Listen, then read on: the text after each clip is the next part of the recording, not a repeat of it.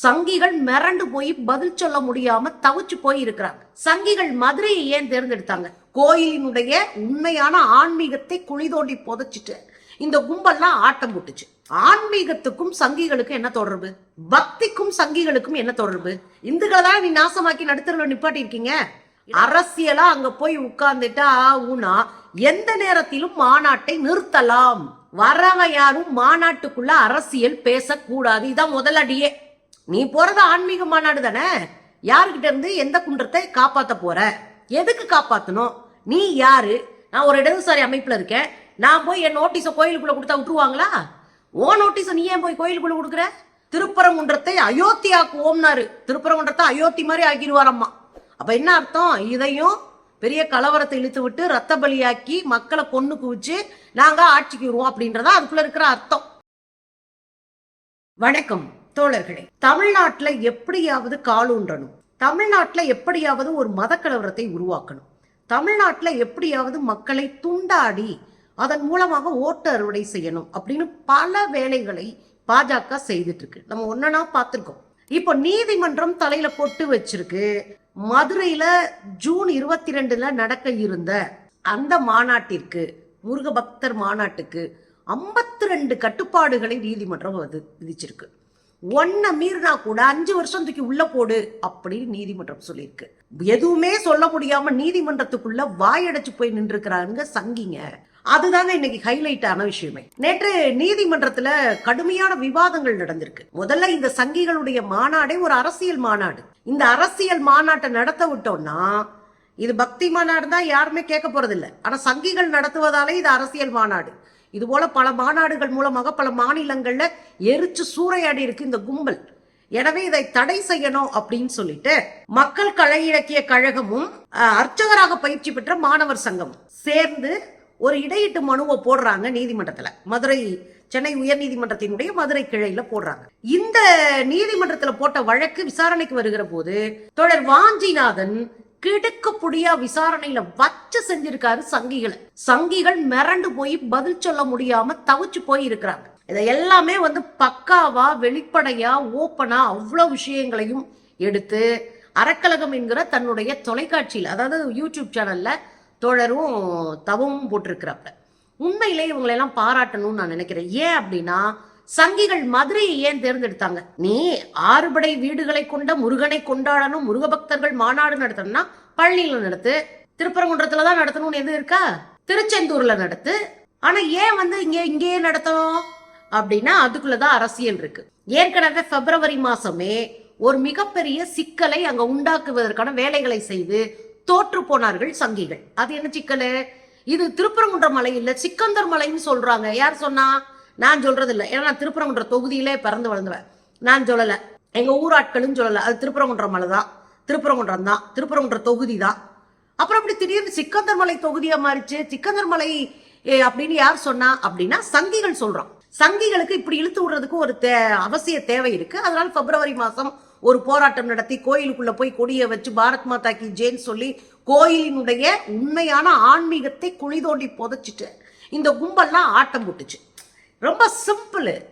ஆன்மீகத்துக்கும் சங்கிகளுக்கும் என்ன தொடர்பு? பக்திக்கும் சங்கிகளுக்கும் என்ன தொடர்பு? உண்மையான மக்களை ஒருங்கிணைக்கிற, இந்துக்களாக ஒருங்கிணைக்கிற ஒரு வேலைக்கும் சங்கிகளுக்கும் என்ன தொடர்பு? ஏன் இந்துக்களான்றீங்களா? இந்துக்களை தான் நீ நாசமாக்கி நடுத்தரவில் நிப்பாட்டி இருக்கீங்க. இடஒதுக்கீடு காலி, கல்வி காலி, அவங்களுக்கு கொடுத்து வந்த அத்தனை கல்வி உதவி தொகைகளும் காலி, கல்விக்கு ஒடுக்கப்படுகிற நிதி காலி, வேலை வாய்ப்பு இல்ல அது காலி, குடிக்க தண்ணி இல்ல, சாக்கடை தண்ணியை குடிச்சிட்டு இருக்காங்க வட இந்தியாவில். எல்லாத்தையும் காலி பண்ணி நடுத்தர நிப்பாட்டி இருக்கீங்களா? அவங்களாம் இந்து தானே. அப்புறம் என்ன இந்துவாக ஒன்றிணையுங்கள். அப்ப அதுவும் போலி. இன்னைக்கு நீதிமன்றத்துல வச்சு செஞ்சிருக்காங்க. 52 கட்டுப்பாடுகளை இவங்க மேல விதிச்சிருக்கிறாங்க. அதுலயும் அரசியல் பேசக்கூடாது. அரசியலா அங்க போய் உட்கார்ந்துட்டா ஊனா எந்த நேரத்திலும் மாநாட்டை நிறுத்தலாம். ஒண்ணு திறந்த வெளி வாகனத்துல இருந்துகிட்டேன்னு கோஷம் போட்டுட்டு போக கூடாது. 2வது இந்த தலைவருடைய ஜெயந்திக்கு போறோம், அந்த தலைவர் ஜெயந்திக்கு போறோம்னு சொல்லிட்டு கூப்பாடு போட்டுக்கிட்டு சட்டையை கழட்டி சுத்திக்கிட்டேன்னு கத்திட்டு திரிவானுங்கல்ல, அது போலலாம் அலப்பற பண்ண கூடாது. அதே மாதிரி இங்க இந்துக்கள் மாநாடு நடத்துறோம், நாங்க முருக பக்தர் மாநாடு நடத்துறோம்னு மற்ற இனத்தவர்களை, மற்ற வழிபாட்டு முறையை நம்பிக்கை உள்ளவர்களை கேலி பண்றது, கோவப்படுத்துறது, அவங்கள கேவலப்படுத்துற வேலையெல்லாம் செஞ்சா உடனடியாக மாநாட்டை நிறுத்தலாம். வர்றவங்க யாரும் மாநாட்டுக்குள்ள அரசியல் பேசக்கூடாது. இதான் முதலடியே. நீ அரசியல் பேசுறதுதான் ஒரு மாநாடே வச்ச. இந்த மாநாட்டில் அவங்க சொல்ற அத்தனை தீர்மானங்களையும் பாருங்க. தொடர்ந்து இந்துக்களை இழிவு செய்யும் திமுகவை அகற்றுவோம், கோயில்களை எல்லாம் கொள்ளையடிக்கும் திமுகவை அகற்றுவோம், கோயில்களை இடித்து தள்ளும் திமுகவை அகற்றுவோம். கோயில் 700 கோயில், ஒரு கோயில் 2 கோயில் இல்ல, 700 கோயில்களை சிஎம்மா இருக்கும்போது நரேந்திர மோடி குஜராத்தில் இடிச்சு தள்ளினாரு. அன்னைக்கு விஸ்வ இந்து பரிஷத்தினுடைய தலைவரா இருக்கக்கூடிய அசோக் சிங்கல் என்ன சொன்னாரு? நீ கஜினி முகமது அப்படின்னாரு.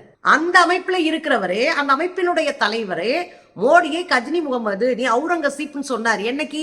2008 பிப்ரவரி 21, 22 பேப்பர் எடுத்து நீங்க பாருங்க, எல்லா பத்திரிகையிலும் போட்டிருக்கான். அப்ப 700 கோயில்களை இடிச்சதுனால நாங்க பாஜக விட்டு வெளியேறணும், பலரும் வெளியேறினாங்க. இந்த கும்பல் நமக்கு பாடம் நடத்திட்டு இருக்கு. தமிழ்நாட்டுல கோயில்களை இடிக்கிறோம்னு பொய் சொல்லிட்டு தெரியுது. இன்னும் சொல்ல போனா கோயில் நிலங்களை ஆக்கிரமிச்சு தனியார்கள் ஒரு சின்ன கோயிலை கட்டி அதுல வசூல் பண்ணிட்டு தெரிஞ்சான். அந்த ஆக்கிரமிப்பை அகற்றி அந்த ஆக்கிரமிப்பு நிலங்களை எல்லாம் கோயில் சொத்தா மாத்தினாங்க. இதுதான் இவங்களுக்கு இடிக்குது. ஏன்னா நாங்க பாட்டு கொள்ளையடிச்சு தின்னுகிட்டு இருந்தோம், அதை புடுங்குறீங்களே, அந்த கடுப்புலதான் இந்த கும்பல் பேசிட்டு இருக்கு. அப்ப இவங்க பேசுற எல்லாமே குன்றம் காப்போம் அப்படின்னு ஒரு ஸ்லோகம்.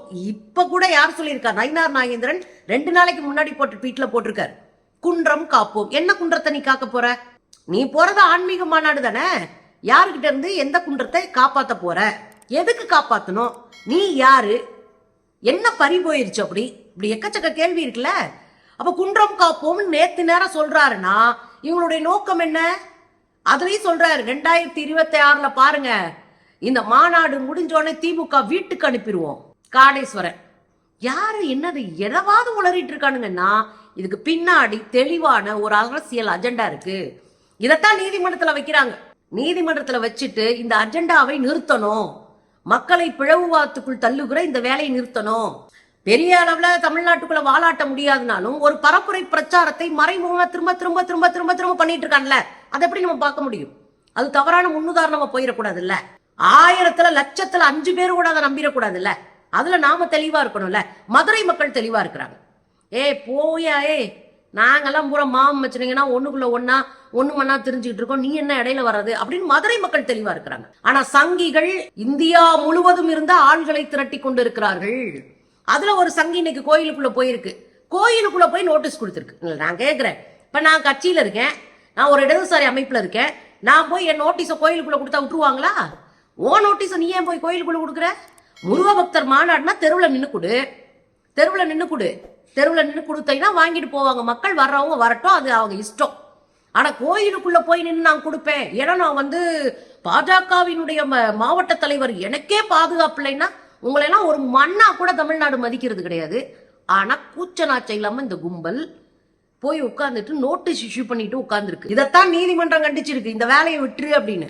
அதுலயும் இன்னைக்கு என்ன சொல்லியிருக்காங்கன்னா, உச்ச நீதிமன்றம் கொடுத்த தீர்ப்பு, அதாவது மதத்தை வைத்து அரசியல் செய்யக்கூடாதுன்ற சட்டத்தின் அடிப்படையில உச்ச நீதிமன்றம் கொடுத்திருக்கிற தீர்ப்பு இருக்குல்ல, அதை கையில வச்சு அதை கையில எடுத்துக்கிட்டு இந்த உயர் நீதிமன்றம் ஒன்று சொல்லியிருக்கிறாங்க, நாங்க சொல்ற இந்த கட்டுப்பாடுகளை மீறினால், நாங்கள் சொல்ற இந்த 52 வகையான விஷயங்களை நீங்க மீறினீங்கன்னா உங்களை என்ன பண்ணுவோம், 5 வருஷம் தூக்கி உள்ள வைக்கலாம், சட்டம் சொல்லுது அப்படின்னு தெளிவா சொல்லியிருக்கு உயர் நீதிமன்றம். சமூக ஒற்றுமைக்கும் நல்லிணக்கத்திற்கும் ஏதாவது இடையூறு செஞ்சா உடனே இந்த மாநாட்டை நிறுத்தலாம், போலீஸை நிறுத்தலாம். நீதிமன்றம் சொன்னது, போலீஸை நிறுத்த முடியும், நிறுத்துங்க. யாராவது ஒருத்தர் இப்படி பேசி மத நல்லிணக்கத்தை கெடுக்கிற வகையில் இருந்தாங்கன்னா உடனடியாக மாநாட்டை நிறுத்து.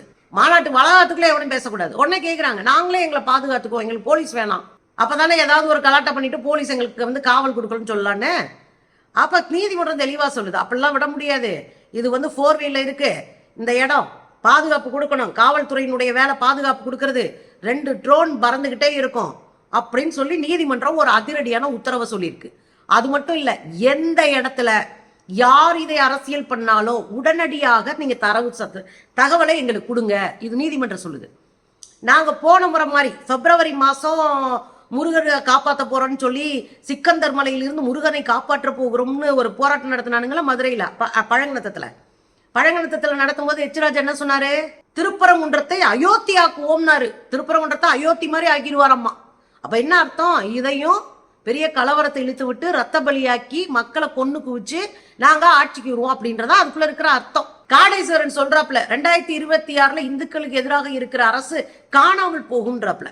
எல்முருகன் சொல்றாப்ல 2026 முருக பக்தர்கள் திமுகவை விரட்டி அடிப்பார்கள். இவர் எல்முருகன், இவரெல்லாம் ஒரு மந்திரி. இப்ப நாங்க என்ன கேக்குறோம்னா, அப்புறம் முருக பக்தர்கள் மாநாடு ஜார்ஜ் கோட்டையில் எதிரொலிக்கும். எதுக்கு ஜார்ஜ் கோட்டைக்கும் முருகனுக்கும் என்ன சம்பந்தம்? இல்ல முருக பக்தர்களுக்கும் ஜார்ஜ் கோட்டைக்கும் என்ன சம்பந்தம்? அப்ப இது என்ன அயோக்கியத்தனம்? ரொம்ப சிம்பிளா கேள்வி கேட்கிறோங்க. இது என்ன அயோக்கியத்தனம்? அப்ப திட்டமிட்டே முருக பக்தர் மாநாடுன்ற பேர்ல ஒரு கலவரத்தை நீங்கள் திட்டமிடுகிறீர்கள். அப்பதான் தோழர்கள் என்ன சொல்றாங்கன்னா, எது நடந்தாலும் உடனடியாக எங்களுக்கு தகவல் கொடுங்க. ஒருத்தங்க கலாட்டம் பண்ணா உடனே தகவல் கொடுங்க, நாங்க நீதிமன்றம் போயிடும். நீதிமன்றமே என்ன சொல்லுச்சு? பிப்ரவரி மாசம் நான் விட்ட மாதிரி விட்டுற மாட்டேன், எப்ப வேணாலும் நீ நீதிமன்றத்துல வந்து கதவை தட்டு. உடனடியாக அவங்க மேல நீதிமன்ற அவமதிப்பு வழக்கு போட்டு பிடிச்சி உள்ள தள்ளுவா 5 வருஷத்துக்கு. யார் பேசினாலும் சொல்லு, உடனே வா நீதிமன்றத்துக்கு, நான் வேடிக்கை பார்க்க மாட்டேன் அப்படின்னு நீதிபதி புகழேந்தி அவர்கள் பேசியிருக்கிறார். உண்மையிலே மகிழ்ச்சியா இருக்கு. தமிழ்நாட்டுக்குள்ள நீ அரசியல் செஞ்சிடலாம், முருகனை வச்சு அரசியல் செஞ்சிடலாம்னு நினைச்சா இங்கே அது நடக்காது. இந்த முருக பக்தர் மாநாட்டுக்கு வர பக்தர்கள் யார் அப்படின்னு பார்த்தா நீங்க மறந்து போயிருவீங்க. யோகி ஆதித்யநாத். யாரு? யோகி ஆதித்யநாத். அவர் யாரியா? இங்க உத்தரப்பிரதேசத்தை ஒன்னும் இல்லாம ஆக்கி உத்தரப்பிரதேசத்தை காலி பண்ணி அங்க இஸ்லாமியர்களை ஆயிரக்கணக்கில் என்கவுண்டர்ல கொண்டு குவிச்சு புல்டோசரை வச்சு தன்னை எதிர்க்கிறவங்களுடைய வீடுகள் கடைகளை எல்லாம் இடிச்சு தள்ளிவிட்டு, இன்னும் சொல்ல போனா அங்க இருக்கிற இந்துக்கள் வாழ அச்சப்படுகிற ஒரு அரச சூழ்நிலையை, ஒரு அரச பயங்கரவாதத்தை உருவாக்கி வச்சிருக்கிறதா இவரு வர்றாராம். அப்புறம் வழக்கம் போல அமித்ஷா சொராபுதீன் கேஸ், போலி என்கவுண்டர் கேஸ் உங்களுக்கு ஞாபகம் இருக்கும். நீங்க குஜராத்துக்குள்ளே நீ கால் வைக்க கூடாதுன்னு 8 மாசம் தெருவில் தெரிஞ்சவர் இவரு. அப்புறம் கையில காலில் விழுந்து நீதிபதி லோயா போன்றவர்கள் எல்லாம் மர்ம மரணத்துக்கு பின்னாடி அவங்களுக்கான நீதிபதிகளை வச்சு, சதாசிவம் போன்றவர்கள்லாம் வச்சு காலில் கையில விழுந்து அந்த கேஸ்ல இருந்து தப்பிச்சவர் இவர். பெரிய யோகியமானவர். இவர் உள்ள வர்றாரு. பவன் கல்யாண், அது புதுச்சங்கி பெருசா கத்துன்றது உண்மைதான் போல இருக்கு. பவன் கல்யாண் அது வருது. அப்புறம் இங்க லோக்கல்ல இருக்கிற அல்ல சில்ல 56 வருதுன்னு வச்சுக்கோங்களேன். இப்ப இதுக்குள்ள என்னன்னா, நாங்க இந்து முன்னணி நடத்துறோன்ற பேர்ல பாஜக ஒரு அரசியல் ஆட்டத்தை ஆட நினைக்குது. ஆனா நீதிமன்றம் அவங்களுக்கு ஜனநாயகம் அப்படின்னு சொல்லி அவங்களுக்கு ஒரு வாய்ப்பை கொடுத்திருக்கிறாங்க. திரும்ப திரும்ப சொல்றேன், இதே மாநாட்டை வைத்து இவர்கள் ஒரு இழவை கூட்டுவாங்க. இப்ப மக்கள் தெளிவா இருந்துக்கணும். இவங்களுக்கு எதிராக எப்போதும் களத்தில் நின்று களமாடுவதற்கு மக்கள் தயாரா இருக்கணும். நம்ம அமைதியா இருக்கிறதுக்கு நாம தானே போராடணும். நம்ம பிள்ளை குட்டிங்க அமைதியான சூழ்நிலையை வாழ்றதுக்கு நாம தானே போராடணும். அந்த வேலையை நாம் செய்ய வேண்டும் தோழர்கள்.